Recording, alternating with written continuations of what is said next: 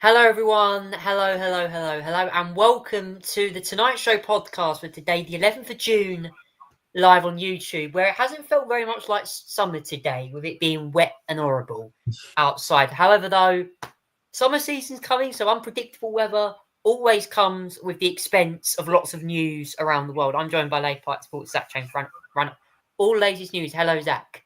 Hello, Charlie. Hello. Wow, do we have a lot to talk about? We've got the latest news from around the world. We've got Le Mans 24 hours this weekend, Formula One, the World Cup. I mean, wow, there is a lot of news I want to talk about. Now, I want to start with my villain of the week this week, which is actually going to go to a football nomination this week. Now, I don't know if you've heard, FIFA World Cup the FIFA World Cup starts tonight here in the UK. Obviously, Mexico play first.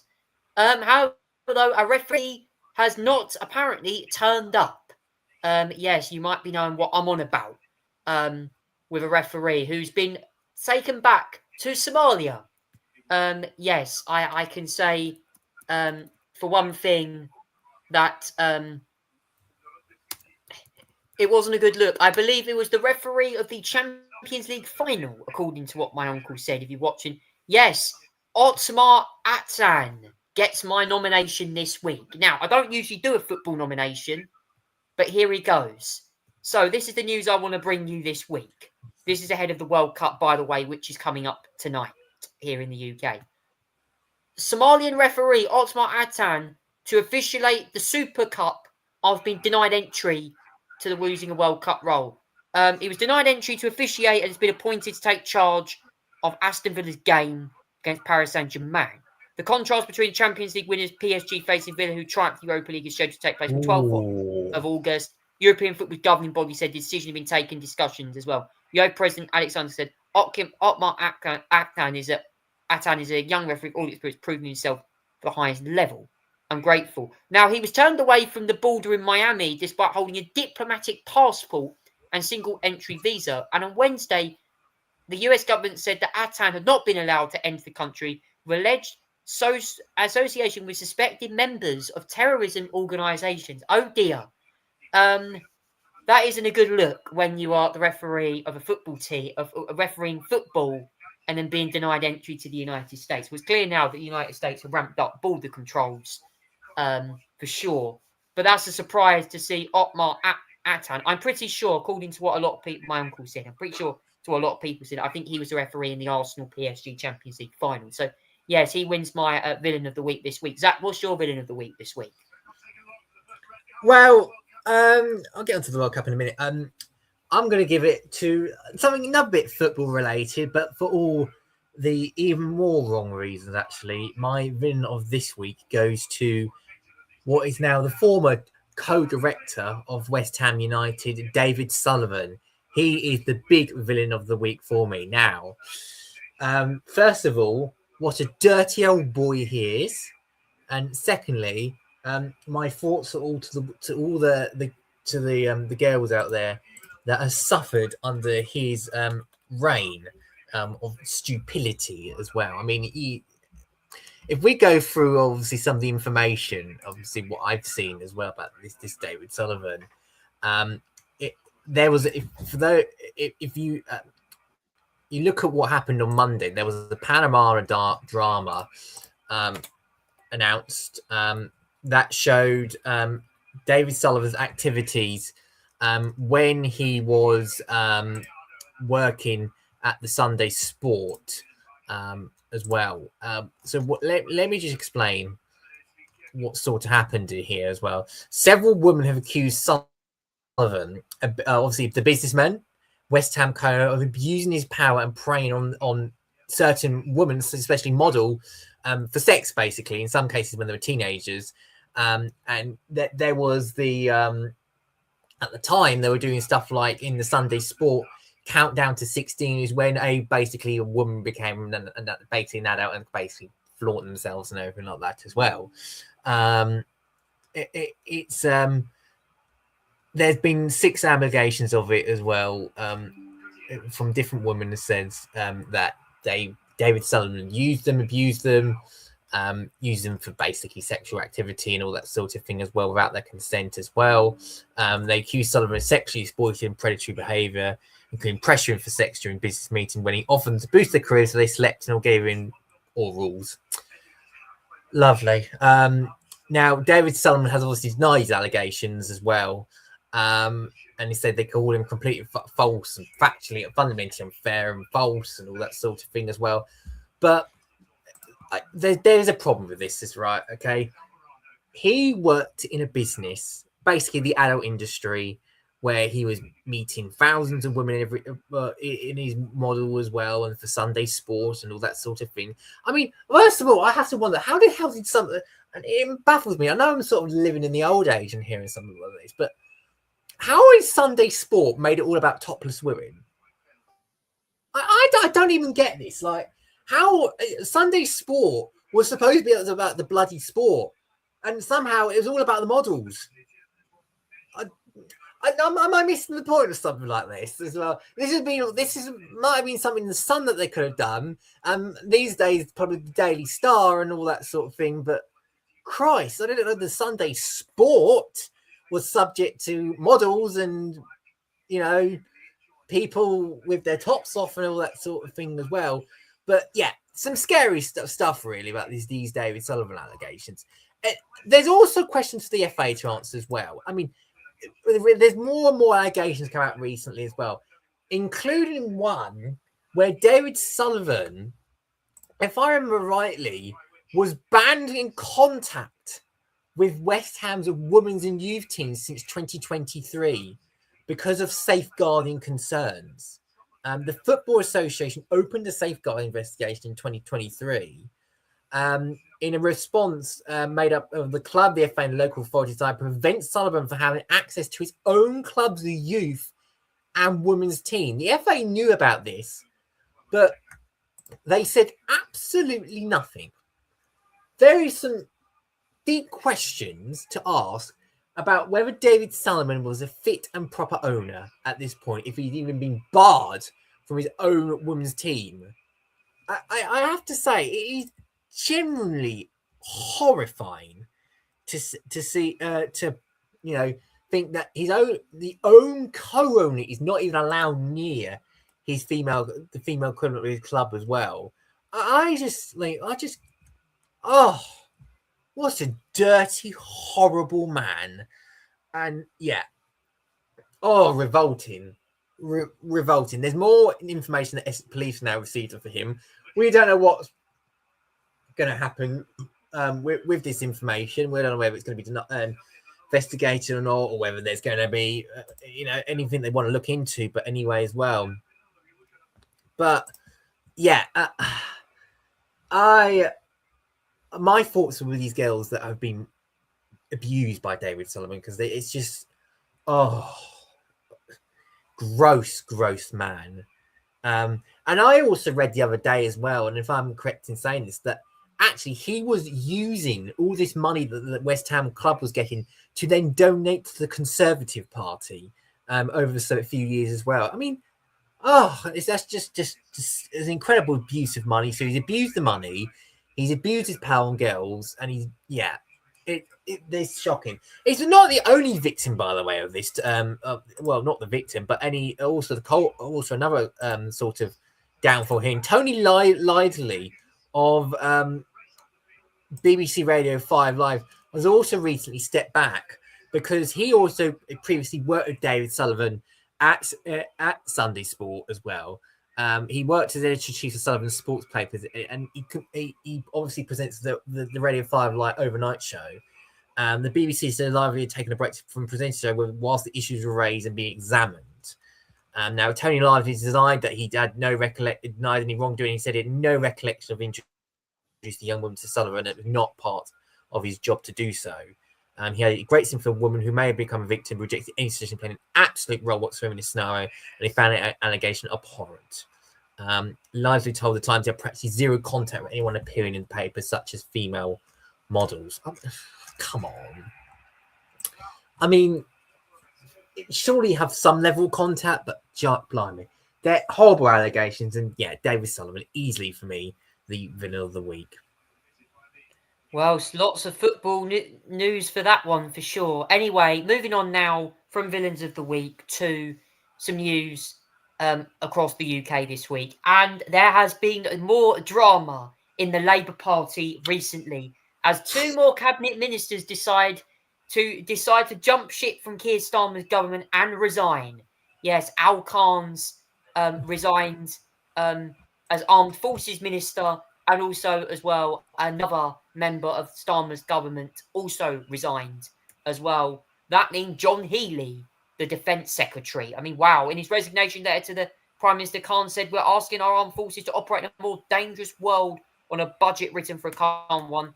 Earlier, Healey told the Prime Minister the upcoming defence plan falls well short of what is required and this country is at a dangerous time. Security Minister Dan Jarvis has been appointed Defence Secretary following Healey's resignation, confirms Number 10. Before Khan's resigned, Pamela Nash quit as Parliamentary Private Secretary. And wow, it really is like playing a game of battleships here in the UK right now, the Labour Party. Lots of resignations. Obviously, there was a horrible event that happened in Belfast the other day. I think multiple stabbings took place as well. We'll come on to that in a minute. And I know Parliament PMQs this week, there was questions about that put forward to the Prime Minister as well. Zach, a tumultuous week for the Labour Party and also for the UK with the attack happening in Belfast the other day. What was your assessment on it all? Yeah, first of all, obviously, on today's events and the fact that John Healey and Al Khan have resigned from their positions in the government, I think what they've done is a very courageous and principled decision that they haven't taken very lightly at all. And I have to commend them for such courage and principles that they have hold on to. John Healey is not the sort of person that resigns from positions. He's been very loyal to all previous Labour leaders. The current one, I mean, he was loyal under Jeremy Corbyn. He was loyal under Ed Miliband. He's been loyal under Starmer up until now. Now, this week we're supposed to get the defence investment plan, and this is the government's long-awaited sort of defence announcement that they wanted to make. But this has gone. Obviously, the government, people like John Healey and Al Khan's government have seen the plans. They've been negotiating with the government. And especially with the Treasury, because there will be a financial element to this as well. And yeah, they decided that the new defence investment plan is just simply not good enough. And they have decided to go and resign from government. Now, let me read to you what the letter said as well. He said the UK Defence Investment Plan falls well short of what is required for defence in the country at this time as well. I'll read part of Healey's letter as well. He said it was a letter that he never expected to write and do so with regret and reluctance as well. And we came into this new era and everything like that as well. The new defence required further defence investment plan. Since then, you've been unable, and the Treasury have been unwilling to commit to the resources a nation needs to defend the country this time of rising threats as well. We have, as we have previously discussed, certainly a head mark for a 3% GP on defence is what Britain must send. As well, I'd like to know the credible ways medium midterm financial work multinational and other European nations and doing this to protect the government, protect our ability to deliver the missions of the Labour government. Have your defence investment financial settlement, which I was first given in full Monday afternoon, falls well short of required for defence in the country at dangerous time. The extra support is backloaded when the pressures of operating imperative to speed up the readiness to fight in the first 2 years, and it rises to 2.8% of GDP in 2030 when we reach 2.6 next year with the investment we're already making as well. That's one bit of it as well. You know what defence you need. You made the argument for this powerfully in your speech to the Security Conference back in February. Well, at DIP that meets the moment in this way, I'm being forced to make decisions that reduce the readiness of our armed forces and increase the risk of personal operations to make the country less safe.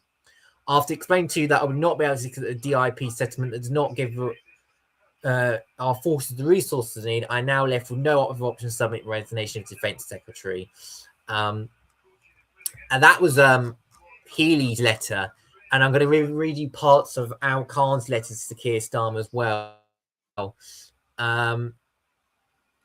He said the reason why it has become clear to me that the change I've pushed for is not going to come given the situation assigned as Minister for Armed Forces.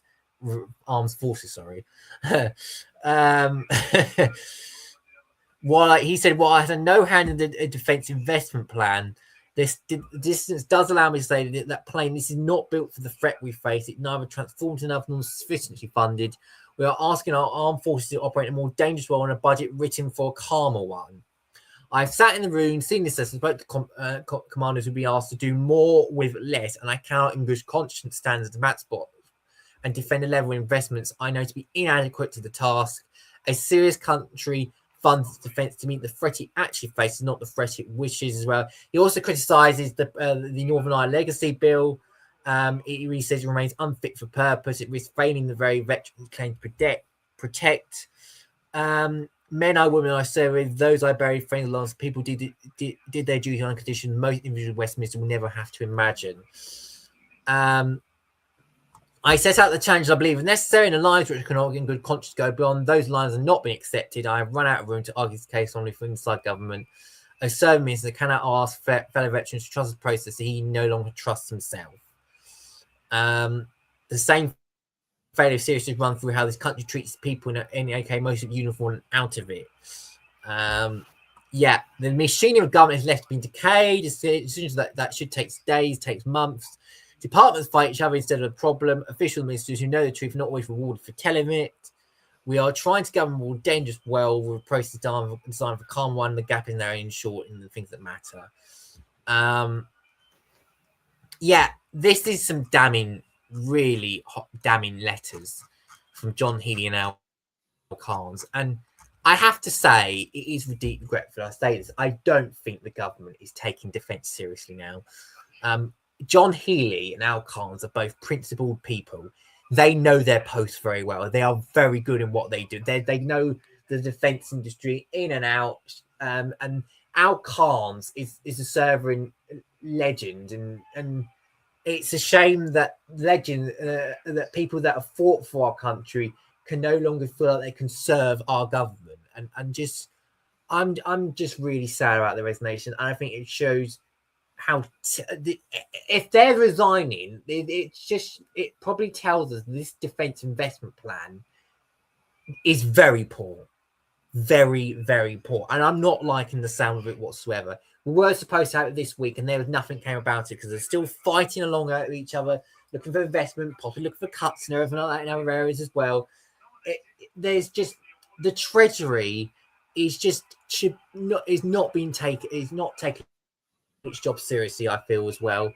And I'm really just dismayed by this, the lack of seriousness that the government is showing at the moment. I'm dismayed, and I'm deeply, deeply disappointed in my view. And I just think that they've lost two of the strongest people that they probably can. John Healey, by the way, has been replaced by Dan Jarvis, who is a good person, by the way. Whether he could do a good enough job in the role remains to be seen. I think he's a decent replacement, but it's a big blow tonight in the government. We're losing John Healey and Al Khan's. Yes, lots of changes happening in the government there as well. Moving on now, Zach, to some news in Iran. Other than obviously the terrorist attack that happened in Belfast the other day. What's been your assessment over on the ground? Because US President Donald Trump is threatening more retaliatory action. And well, they say that, and then he comes out and looks like he's taco today, actually, as well. He basically decided to strike targets last night, targets before as well, because of Iran hitting a US helicopter. And now he's tacoed, and it looks like he's now. Well, I don't know. Has he tacoed, or is he just wanting to sign something really quickly? Because, yeah, he's now saying that a deal's of insight and everything like that. Well, we've heard that 100 million times before, to be fair. And there's going to be a place for signing and everything like that. And it might come this weekend. Well, yeah, yeah, we'll remains to be seen on this one. It's yeah, there's just been a lot going on in the Middle East as well. Bombs away, people launching missiles as well, targets on like telecoms and everything like that. In Iran as well. This is not quite the ceasefire that you would imagined, really. This is like the busiest ceasefire that you could ever give. And whether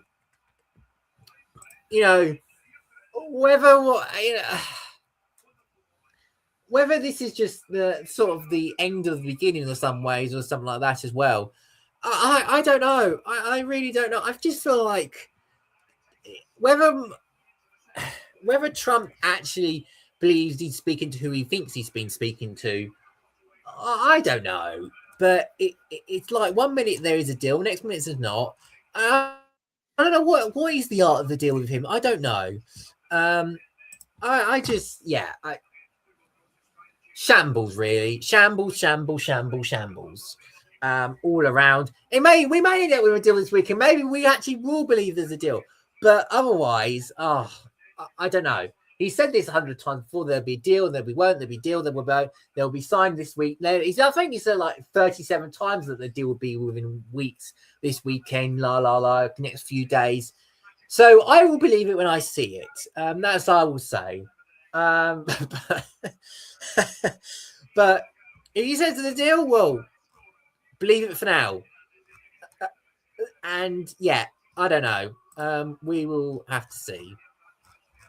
Yeah, well, of course, it comes to the news as Trump said he cancelled strikes against Iran after threatening very hard attacks tonight. What we heard as well earlier, India confirmed 3 sailors were killed in a US strike on a ship.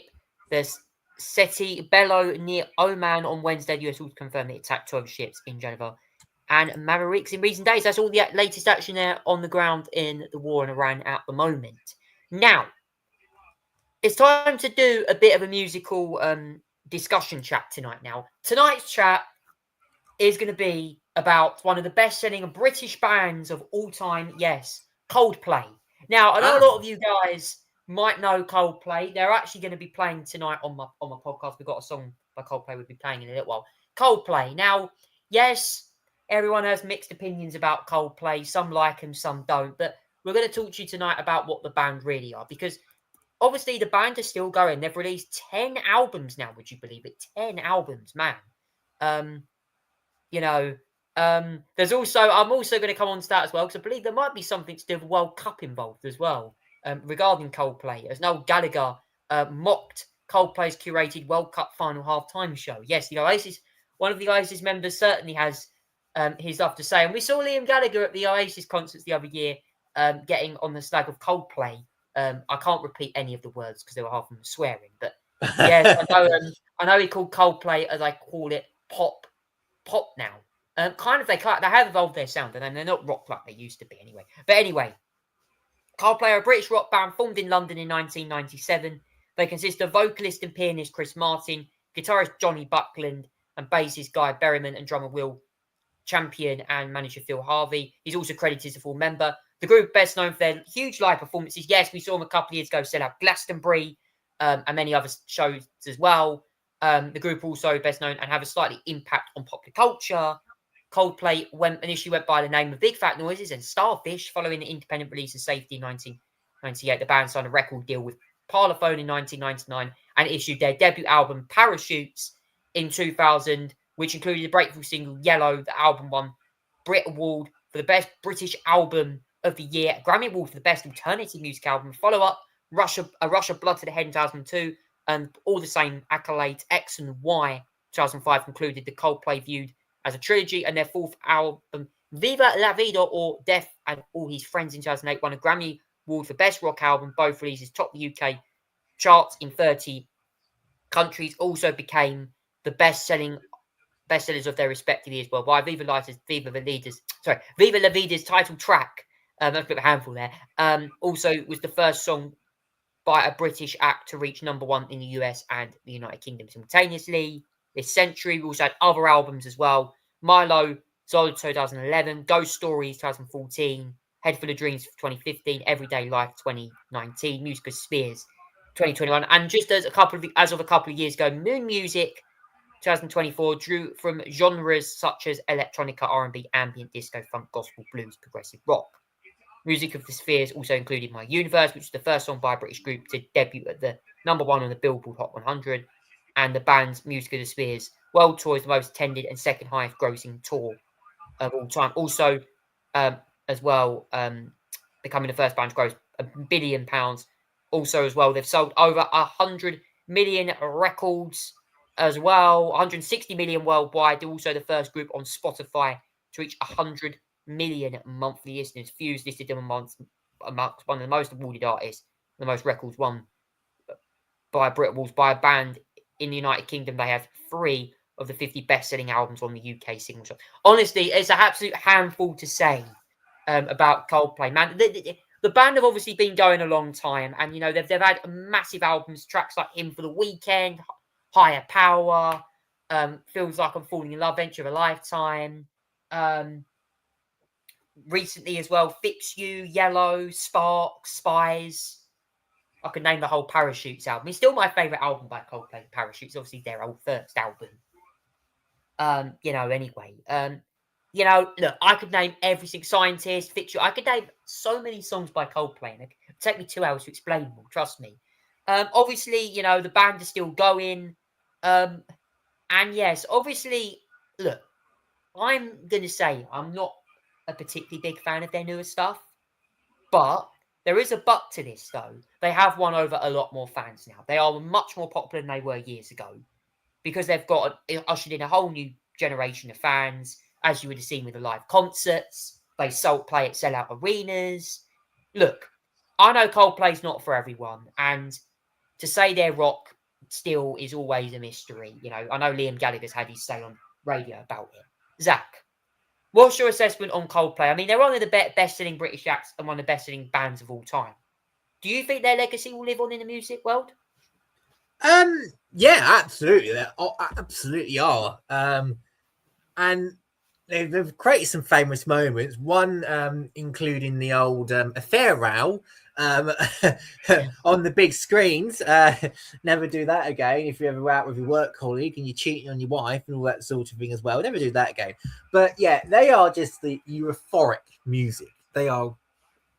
It's just some beautiful sounds and rhythms and stories and everything like that as well. And they attract crowds. I mean, they sell out tickets quickly and fast. And yeah, they're just a powerhouse of making music production and everything like that and collaborating with people. And yeah, and just making music sound magical, memorable, and euphoric and dreamy and everything like that as well. And they've been going around for ages doing it. I mean, they got some classics as well. They started as a lot of like tame indie band and everything like that. They've turned into a pop group and everything like that. It's just beautiful. They're just beautiful. They write beautiful music and all that sort of thing as well. They're very, very good. They know what they are doing, and I really like listening to them because they're very, very, very good. They know what to produce, they know what to make. They sound like it in the modern times as well, and they're really good. They really are, and I enjoy listening to them. I think they're very worthy of what they make and everything like that as well. They're very, very good. Just yeah, great. They really are great, and I like them a lot. I mean, looking at this, you can see what I'm on about. They've also got Christmas lights as well. I forgot to mention their Christmas song. I feel like as well, like when you listen to, obviously Chris Martin's the lead vocalist. I forgot to mention, Chris Martin's the lead vocalist for Coldplay. And obviously I know he's a big figure, obviously, not just in music, but also like he's done a lot of activism as well. He's You know, he's obviously, you know, he's 50 this. He's 50 next year. Obviously, he's sung as well in many other bands. He's also done a lot of. He's also wrote songs for a lot of other artists. You know, he's collaborated with Avicii and. I mean, Zach, just on its own, Chris Martin, obviously the lead singer of the band, he's done quite a lot of other stuff as well, other than his time with Coldplay. Yeah, absolutely. He's done his own projects and everything like that. I know he's like, I know a few years ago, you may not remember this, but I think he was part of a project. I'll have to go and find it and everything like that as well. And he came up with this pseudo name and everything like that. I know he did something with Pharrell and all that sort of thing as well. And I'd have to find it somewhere. But yeah, he's obviously he's done directing it. I think it's everything like that as well. He's also done he's obviously a lot of songwriting for lots of people as well. Yeah, and he's done solo work as well. He's written a variety of voices. He's also he sang on Band-Aid and 20. Okay, that's a bit going well. He worked with Eddie Fruto, Glastonbury, obviously, as well. He's also done work Jay-Z, would you believe it or not? He also worked with Avicii as well, the late great Avicii, their dance scientist as well. And it was just lovely to do all that work as well. It's just great. And yeah, he's obviously had Chris Martin is just brilliant, and obviously as well the human artist and everything like that as well. But yeah, he really did. Coldplay is brilliant, and Chris Martin is just a fabulous person. Just, that's all that's all the latest news there from the music world. Now we're going to come on to the next bit of news now, which is the sports news. Now I want to kick things off with the news from Formula One now, and Jesus, does anyone not understand how I am wearing the McLaren shirt again, and we have more heartbreak for Lando Norris? 2 races on the spin now. What is going on? Like, honestly, when I saw he retired from the Canadian Grand Prix with another engine issue, I was like, God, make this stop, please. Honestly, like, even Max Verstappen, goodness me, like, how does Red Bull have the same issue? It was in an RB at the start of the racing in Canada, and then Max Verstappen launches off the line and then lasts about 300 meters, and then the Red Bull decides to pack up on him.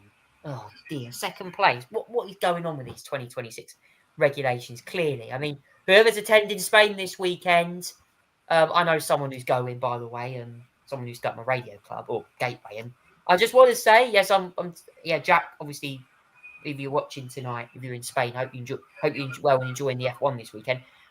Prepared to be disappointed if you're at any racing this year for F1, because particularly Spain, the end of that long back straight, they're going to run out of power because of them batteries. So, and it's a fast circuit as well. That last corner's high speed. So expect a lot of downshifting, particularly down fast corners.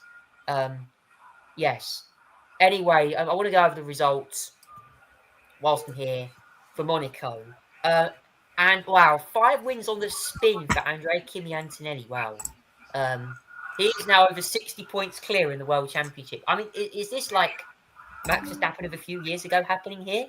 I mean, he's clearly just come out the blocks fighting this young Italian. Wow. Lewis Hamilton finishes second for his second straight podium. Isaac Hadjar is third. I'll come on to Gasly in a minute. Oscar Piastri was fourth, the only sole McLaren in the race. Arvid Lindblad and Liam Lawson with a very strong showing for Racing Bulls in 5th and 6th. Pierre Gasly was, I believe, 3rd on the road, but got a penalty for speeding in the pit lane. However, though, I have heard Alpine are lodging an appeal or protest against the penalty. I read up that there was an appeal. They've been kind of successful in that as well, I think, if I remember as well. So, yeah. We'll keep an eye. We'll have to keep an eye on that just in case if the results got amended. I think Gasly had a podium for that, so there might be some changes to the finishing positions on that one. Albon was 8th. Obviously, Carlos Sainz retired after getting contact with Nico Hulkenberg. He got a 10-second penalty for that. Ocon was 9th, and Alonso completes the points, but has said this weekend, speculating it could be his last Spanish Grand Prix. Well, we don't know yet. Alonso hasn't been very happy at all with these new cars, calling it the worst era of F1 in the turbo hybrid era, particularly since 2014. Bortoletto was 11th. George Russell, oh my God, wow. The curse of George Russell. 2 races in a row, doesn't score a point. Got a penalty, a drive-through penalty for not serving his normal penalty correctly because Mercedes double stacked. And oh dear, Russell, 0 to 0 all in 1 second. Jeez. And I think he got lapped. Well, actually, no, he didn't get lapped by his teammate because there was a red flag restart. But at one point, Antonelli lapped him. Wow. Colapinto was 14th, Hulkenberg 13th. Perez was the last of the classified finishers. DNF for Sainz, Leclerc and Stroll both hit the wall. Anthony knows. Norris had a mechanical. Behrman, I suppose he had some issue as well. Bottas, another retirement for him. And as I said, Max Verstappen only lasting not even into turn 1. Absolutely fuming on the radio, and Max clearly still hating these new regulations every minute of the day. Zach, what was your assessment on the F1 this weekend, or last weekend, sorry, in Monaco? Yeah, it was a pretty chaotic F1 race towards the end. It was feel like typical Monaco parade, but otherwise, it was it was pretty chaotic towards the end. There's a lot of things happening, and there's a lot of things going on. Now, I have to say, before I get into the result, it feels like every time you wear a McLaren shirt, Charlie, everything goes wrong the next race. So I'm looking forward to whatever technical gremlins they're going to have in Barcelona, just to continue the curse of McLaren shirting. Kimi Antonelli, Italian sensation. 5 in a row now for Kimi Antonelli. First 5 is 5 in a row. The young Italian keeps on giving and going, and he doesn't stop there. Another dominant weekend for him. Another brilliant performance all around as well. Lewis Hamilton did well, I think. I think it was he made the best of what he got. 2nd position. Well done him. Congratulations to Isaac Hadjar, who got a podium. I have to say as well, and I say just because obviously he was being investigated for certain infringements, but actually, and including, I mean, if I remember right, he got done for red flag infringement, which they're investigating, but he got away with it because apparently Red Bull got back to the original spec as well. Oscar Piastri was 4th. Not bad, considering the McLaren's dismal weekend. He could have got the podium had it not been for Hadjar not getting any further action. So that would have been some miracle then. So I've fair play to Piastri. I think he's done well out of the bad circumstances as well. Liam Lawson, Arvid Lindblad, well done. Really well done for them. 5th and 6th is a brilliant result for Racing Bulls this weekend as well. Pierre Gasly, heartbreak for him. He finished 3rd on the road, but got penalised because of certain infringements and speeding penalties. Now, one topic that has come up this weekend is the speeding penalties. There was about 4, 5, 6 drivers that was caught out by going too fast into pit lane, or speeding into the pit lane. And the reason why is because the drivers actually cut where the pit entry is. The drivers sort of avoid it and cut sort of late on, so that you sort of take the less than line possible. And then that as a result, the sensors wouldn't pick it up.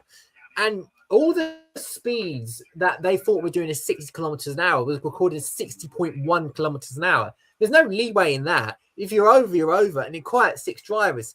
Now, Alpine have won a right to review, actually. And I'll give an interesting, have good official right review because they have provided the evidence. Now, FOM, as the timekeeper supplying the competition, provided evidence in that distance used to calculating the official time was inaccurate and overestimated speed of car 10. There was 4 elements that Alpine put forward as significant new evidence that the FIM, FOM, but not the race stewards were aware of the advance that was issued time loops in the pit lane. The Alpine data would demonstrate that the driver car 10 activated the pit lane extra speed to limit in advance, entered the pit road lane and did not exceed the pit lane speed limit. A witness statement from Pierre Gasly that it took a cautious approach before entering the pit lane. FOM as timekeeper provided evidence using in calculating the official time was inaccurate and overestimated speed of car 10. Now that is a big writer review there as well. That may have an impact on the results. We don't know. But it may impact the others as well, potentially, because if the Alpine have run a right review, there must be the FI may consider the other ones elements of speeding penalties as well in it as well. But yeah, that was a shock as well. Alex Albon 8th. Good points for Williams. Ocon was 9th. Fernando Alonso ran up the top 10 as well. And there was quite a few incidents and DNFs and all that sort of thing as well. I should mention of in that one. Let's actually go down a little bit all the order here. Actually, a bit further down the order as well. You had Fernando Alonso 10th, Bortoletti 11th. Fernando Alonso also finished not in the top 10 on the road, but Nico Hülkenberg nearly had a celebratory point for Audi. Not Nico Hülkenberg. Sergio Perez nearly had a celebratory point for Cadillac, and then got penalised for being out of position on the grid on the second restart. So he went from 10th to 16th, and there was lots of DNFs. Max Verstappen barely got through for the first lap without his the engine deciding not to play up at all. There's also DNF for Bottas, for Behrman as well, issues for him as well. Norris also having a number of issues throughout the race.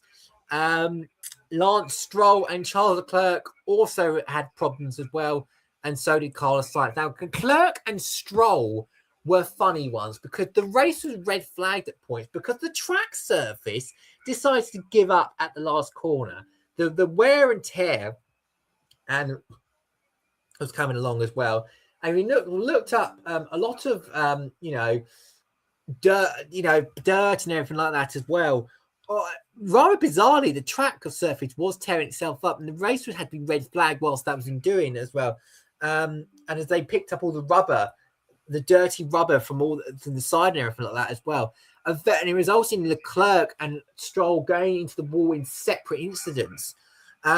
Leclerc's home race, he doesn't get a good reputation for finishing around there as well. So yeah, another disappointing Monaco for the Grand Prix for Charles Leclerc this weekend. Next up, we're actually back to back because this weekend we're at Barcelona for the Barcelona Catalunya Grand Prix. Not the Spanish Grand Prix anymore. The Spanish Grand Prix is now at Madrid later in as the final race of the European season. But we do have a second race in Spain. It's the Barcelona Catalunya Grand Prix this weekend. It is going to be an energy-heavy circuit as well. Lots of backs being used up as well. So a lot more management, I have to say, as well. A lot more quicker corners and everything like that. It's probably going to be similar to an Australia situation, I'd say, as well. There's not much slow-speed corners, I'm afraid, for the drivers to control some of it. There will be some elements where the drivers will be able to get a charge out the battery as well. But, yeah, it's going to be a tricky circuit as well. The FIA and the teams have agreed this week there are going to be made changes to next year's battery for 2027, 2028 as well in an announcement this week. And let me just read out the splits, actually. So at the moment, they're going from a 50-50 split. To next year's season, they're going to go to a 58-42 for the former, and we'll see this increase to 60-40 between the combustion and the electrical power as well. There are also talks about possibly shortening some races by a couple of laps to preserve the fuel and energy management as well. But anyway, I think it's fair enough, actually, some of these changes. I think it's, I think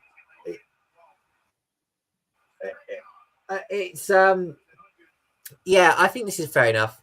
Let me just tell you some of the changes. So the current level 400 kilowatts max power of the V6 will increase to 420 kilowatts by 2027 and 450 kilowatts by 2028. And the energy fuel flow rate will increase by 5 and 13% respectively. In turn, the maximum power of electrical MG UK will decrease from the current 350 this year to 300 kilowatts next year. The maximum harvester powers will increase from 350 kilowatts to 370 kilowatts, and then to 400 kilowatts in 2028 as well. So yeah, that's I think it's fair enough. I think to balance some of the changes out in the engine, I think there's obviously a lot of problems about that this year so far, and I think there's some fair changes just to balance it out a little bit as well. Yes, that's all the latest news from Formula One now. Now it's time to talk about the World Endurance Championship. We have had the Hyperpole session tonight, all wrapped up for the Le Mans 24 hours. Obviously, that takes place on Saturday afternoon. I am very excited for this event. I've been looking forward to this event for such a long time. One of my favourite events on the motorsport calendar.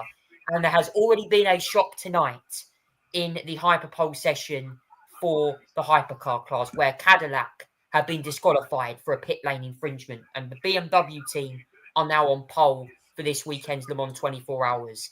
And there was also more shocks in qualifying as well yesterday as well. So here comes all the latest news and developments from this. This is now the official grid for the which is the official grid for the Hyperpole session, which took place today. As a result, I can confirm to you now that BMW are on pole for the hypercar class, following the penalty that was given out to the number 38 Cadillac. That is the Hertz Jota team as well. BMW took pole ahead of Cadillac, the other number 12 Cadillac, as well. 35 was the Alpine Endurance team. BMW MWRT was 4th. Cadillac WRT 5th. Genesis Magna was 6th. Aston Martin 4 was 7th. They at one point had really quick pace during FP, the free practice the other day. Ferrari, of course, 51 was in 8th. And as I said, number 10 as well.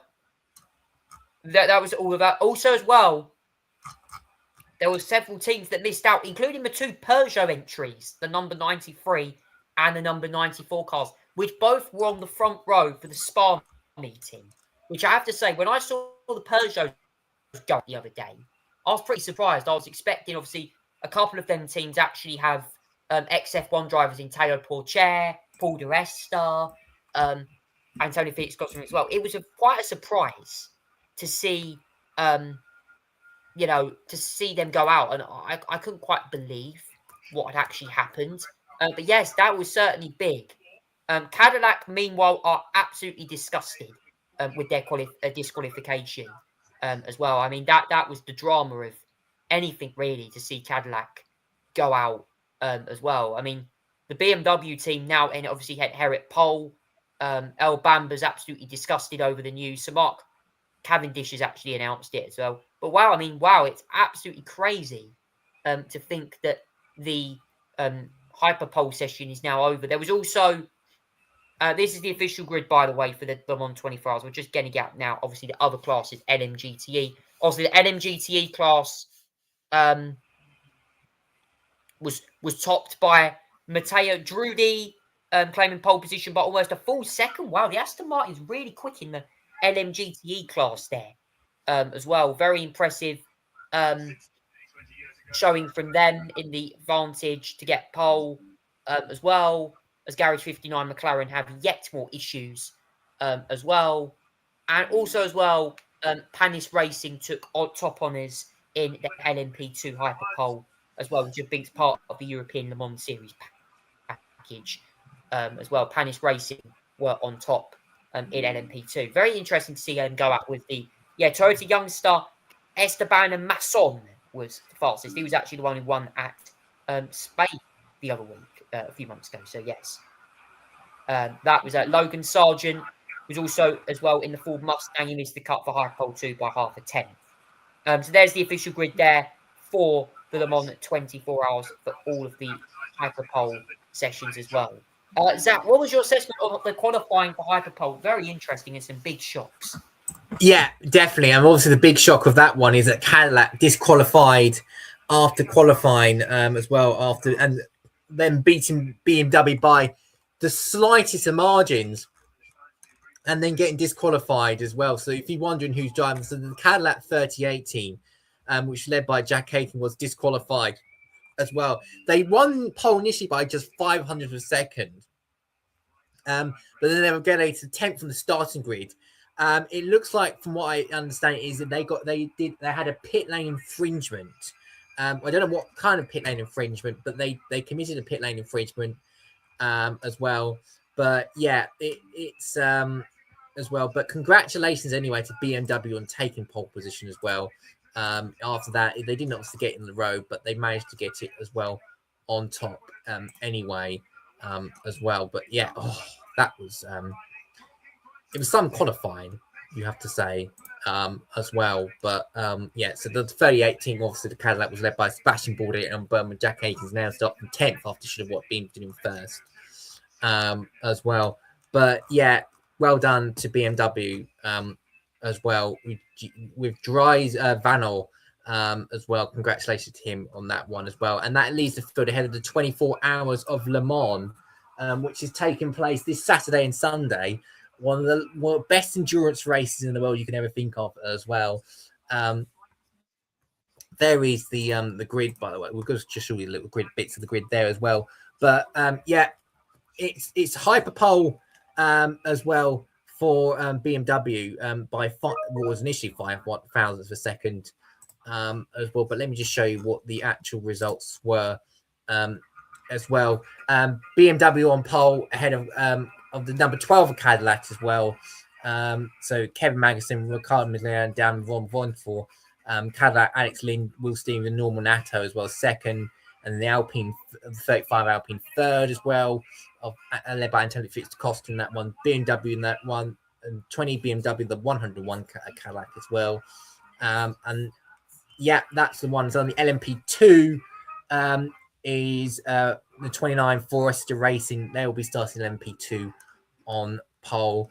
LMGT3 will be the Heart of Racing 2017 as well on that one. Yeah, so that will be the grid, different classes grid there for Le Mans 24 Hours, which starts this Saturday and will go on until Sunday as well.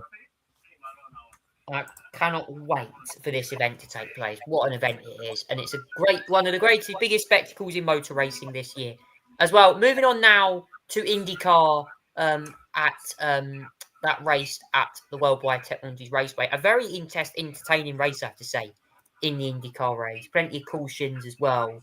And yes, Zach, Joseph Newgarden winning again on an oval. However, though, Alex Palou definitely had a difficult weekend at the office. Oh, yeah, definitely.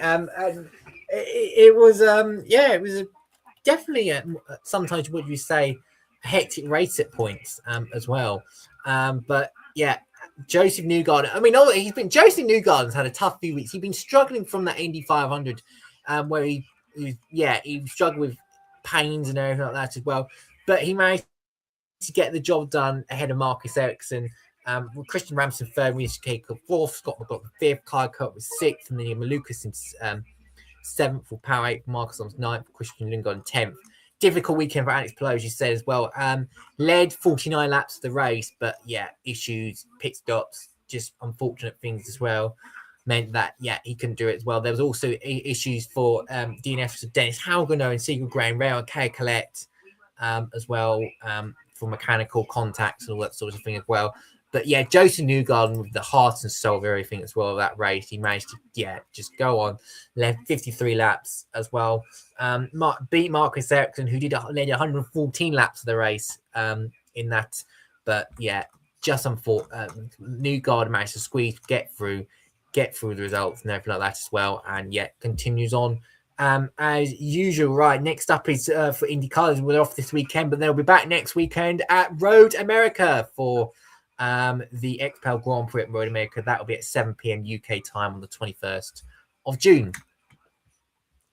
Yeah, it's a big race there for the NASCAR and also IndyCar as well. And in the NASCAR action, Zach, lots of action there in the last round. And a big crash for Christopher Bell and Chase Elliott. Yeah, and I understand as well that, if I'm correct in saying, was, from what I was reading, the hardest hit of the next gen era as well. A huge hit for Christopher Bell into the safer barrier. And I'm glad we have safer barriers in NASCAR because the hits were horrendous. The worst possible hit that you could sort of do as well. And it was quite a big wallop into the wall as well. That thankfully all drivers okay and got out, including Chase Elliott and obviously Christopher Bell in that big accident. But yeah, Denny Hamlin was the one that got the victory on at the end as well. Eric Jones was second, Bubba Wallace third, Carl Larson fourth, Carlson Hocar was fifth, Suarez fifth, Suarez was sixth, Logano was seventh, Ryan Blaney eighth, Chris Buescher was ninth, and Chase Briscoe was 10th position to knock. It was a good race overall, actually, I thought as well, and quite action packed with quite a lot of cautions in between. But yeah, Hamlin was the one that got it done and got the victory at Michigan this week. And they're back at Pocono Raceway for the Great American Getaway 400 as well. Another different sort of circuit on that one as well. But yeah, looking forward to that very much. Yes, next up, we now have a musical interlude from Coldplay today. And this one is revving you up for the weekend. This is Higher Power. We'll see you in a few minutes' time.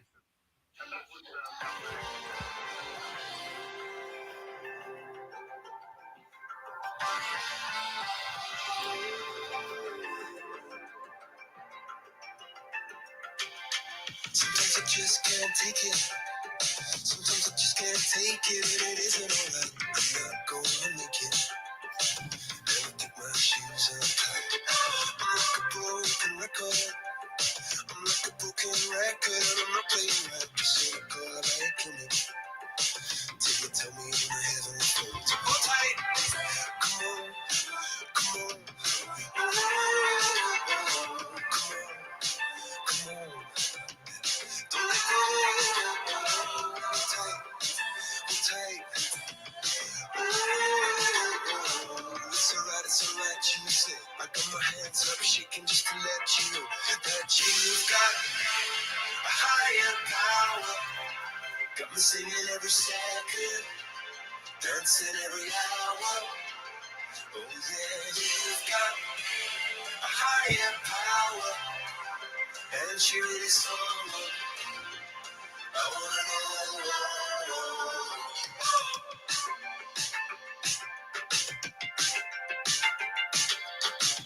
This boy is electric.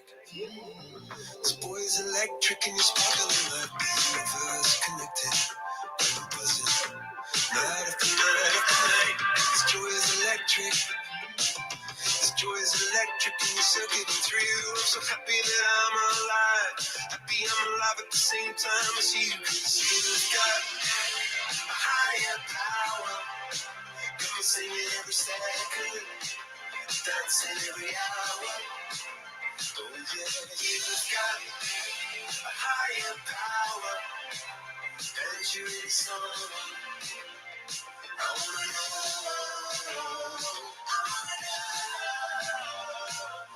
You got, yeah, you got a high. You got, yeah, you got a higher. You got, yeah, you got a high. You got, you got, oh, you got a high. You got, yeah, you got a higher. You've got, oh, you got a high. My hands up shaking just to let you know now. You've got a higher power. You're singing every second, dancing every hour. Oh yeah, you've got a higher power. You once in any lifetime, going a million miles an hour. When for so I've been down on my knees in your love song. Take me over. I've been down on my knees to your love song. Floats me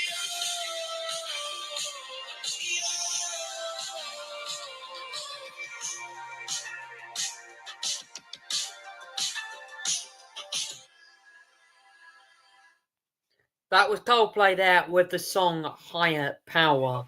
And just to confirm for you guys, that song Higher Power by Coldplay was released in 2021 from Music of the Spheres, one of their latest albums. That would you make that song? Certainly a very energetic record to rev you up for the weekend. Absolutely, definitely. It's good if you're listening to the car. If you need a bit of higher power, you're not going to get that far anyway. With a bit of higher power, but anyway, yeah, very good song. I really enjoyable from them. Yes, the higher power certainly breaches the higher power, in all honesty, with the gear changes and stuff. Anyway, moving on now, I'm going to do Conversation Street this week on the podcast. What are we talking about this week? We're going to be talking about one of the most iconic motorbike racing events in the world. And this event is actually one of the most dangerous motorsport events ever out there. And I'm going to be honest with you. Has anyone dreaded of racing motorbikes around villages and closed public roads? Well, that's where this event comes in. The Isle of Man TT. Now, I don't know if you guys know, but motorbike racing is a dangerous event. And, you know, recently I've just heard that someone has had a big crash at Knockhill for the British Superbikes. And, you know, I just want to say my heart goes out to, obviously, you know, anyone who's affected, because it was a test that happened at the British Superbike Championship, you know, just recently. And I just want to say, you know, it's not great. When you see someone injured, it's horrible. Andrew Irwin managed to luckily have successful surgery after a broken right humerus following a crash in Knockhill. You know, I just want to say I hope Andrew Irwin's doing well, because it's horrible what happened to him the other day. You know, and trust me, at least you're racing on a purpose-built track, because this event I'm about to talk about is bonkers. The Isle of Man TT. Now, there has actually been some news about the Isle of Man TT. Obviously, I'm going to go into the history in a minute, but they're announced it will hold an official review of the future of the cyclocross. The review comes with the cancellation of the entire class at this year's TT following two separate crashes in qualifying. The sidecar has a long history of the Isle of Man TT and remains a popular feature because how the class stands up for other categories, the individual rider and a passenger hanging onto a sidecar rigs off completely different flavour from traditional super bike classes. The review will be a technical regulation. Submissions will receive until the June 30th, with the review expected at the end of July. I mean, yeah, the sidecars are nuts, you know, going up 180 miles an hour, 150, 60 miles an hour, whilst hanging off the edge of a bike. Almost like you're hanging off the edge of a frying pan or whatever. It's not ideal to be hearing that news. And I certainly don't really want more people dead because of the lack of runoff there. You could get some really serious at this venue anyway, you know, because there's no runoff and the fans can get so close to the action. As you can see there are lots of safe barriers, and that was there actually a picture of a super bike, sort of one of the sidecar bikes there, as you could see going past one of the pubs in the Isle of Man. But anyway, the history of the event certainly has got us all talking as well. And this event, it's a historic event. The Isle of Man TT, you know, it's been around on the motorsport calendar for a long time. It's usually held on the Isle of Man in May and June, mostly every week of the year. The inaugural race was in 1907. It's a 2-week event. It used to be part of a Superbike Championship years ago. However, though, it runs as a completely standalone event now. It's a series of time trial format races run on public roads, closed for racing. The event consists of 1 week practice, a week of qualifying, followed by 1 week racing. The closed public roads from the Sandfell mountain course, a 37.73 miles, 60.72 kilometre route contains 219 turns that traverses for a mix of urban and rural areas. The event features 5 classes of racing, road racing, each competing in 2 races over the course of race week. Since the inaugural race in 1907, the event is mostly held every year, with seasons being cancelled only due to war or disease outbreaks. The TT has become a part of the local culture and economy in the Isle of Man, more than 40,000 visitors annually. This was, you know, obviously that's since the event started. This is basically one of the earliest creations of the Isle of Man.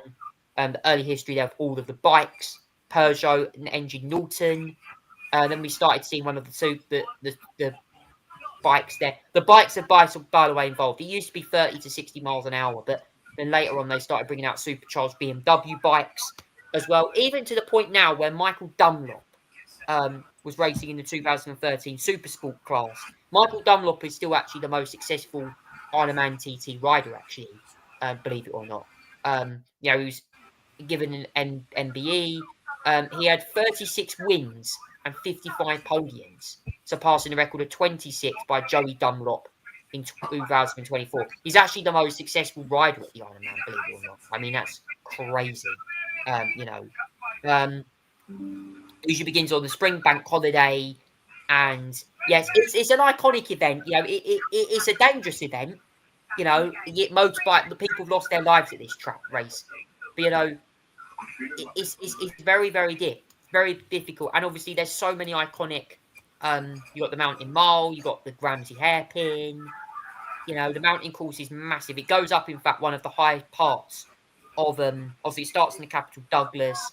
It goes up to one of the highest mountains in the Isle of Man as well, and that's about 2,000 feet above sea level. But yes, it's very much a huge elevational change of this course. It's a huge circuit, 37 miles long for a TT course. Zach, the Isle of Man TT represents a true challenge for motorbike racers around the world, as this event is one of the most dangerous motorsport events in the world, and for spectators as well. I mean, some points you can get extremely close to the competitors riding at 200 miles an hour through down-closed public roads. Yeah, the Isle of Man TT is an incredible sight. If you're a bike cyclist, it's just pure adrenaline, hands on the bike, wheels on the foot on the pedal, and just race it. Literally, just race it everywhere, like all around the Isle of Wight. It is a spectacle, but it's also kind of fraught with danger and everything like that as well. You get great viewpoints, you have to say on that as well, but it's fraught with danger. Your life is at risk at every corner, basically, as well. And you can look how close up you can get of it. It's just unbelievable how close and up front you can get of all the action. It's sensational. You just get great views, and it's just memorable. The scenery and everything like that is just water.